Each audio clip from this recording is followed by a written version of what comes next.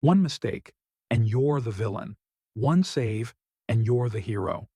The goalkeeper is the loneliest figure in football, judged not by the 90 minutes of silence, but by the 1 second of chaos. But here's the question.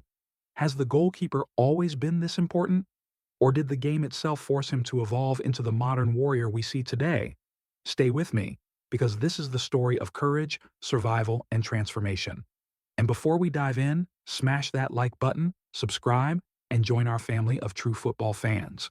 Because here, we don't just watch football, we live it. In the earliest days of football in the 19th century, the goalkeeper wasn't even considered special. The rules were loose, handling was allowed almost anywhere, and keepers looked more like defenders than specialists. They wore no gloves, no protection. Heavy leather balls, soaked in rain, flew straight at their faces. It was raw bravery, not skill. But then came men who gave the role identity. The most iconic of them all, Lev Yashin, the Black Spider, the only goalkeeper to ever win the Ballon d'Or.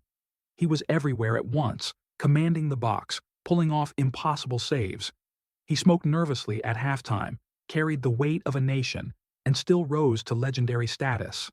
Tell me, can a goalkeeper ever be loved like a striker who scores goals? Or will he always live in the shadows? Through the 60s, 70s, and 80s, keepers became known as shot stoppers. Dino Zoff, Sepp Maier, Peter Shilton, men of calm and discipline. Their weapons were reflexes, courage, positioning. Gloves became more advanced, pitches were still brutal, but they endured. And then came Gordon Banks in 1970, that impossible save against Pelé, now called the save of the century.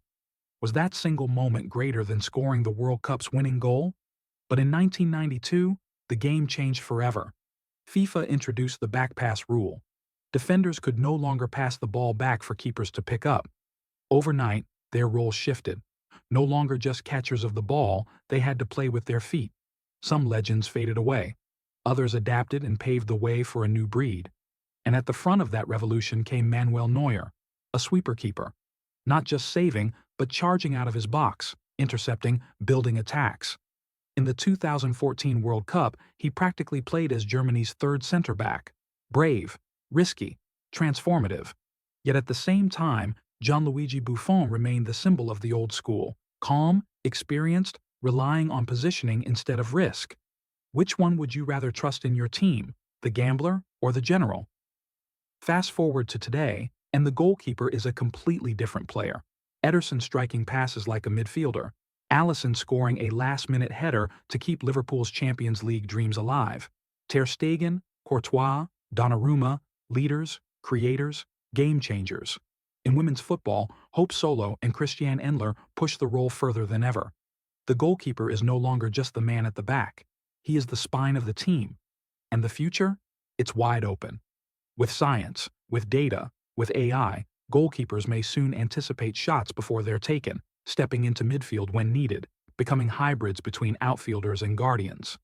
Could the world's best footballer one day be a goalkeeper? From muddy fields and leather balls, to Lev Yashin's brilliance, to Gordon Banks's miracle, to Neuer's daring sweeps, to Ederson's pinpoint passes? The goalkeeper has lived many lives.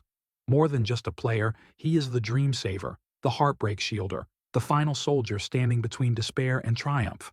And if you felt the heartbeat of this journey, do one thing right now. Click like, hit subscribe, and join us next time for another deep dive into football's greatest stories. Because here, we don't just watch football, we live it.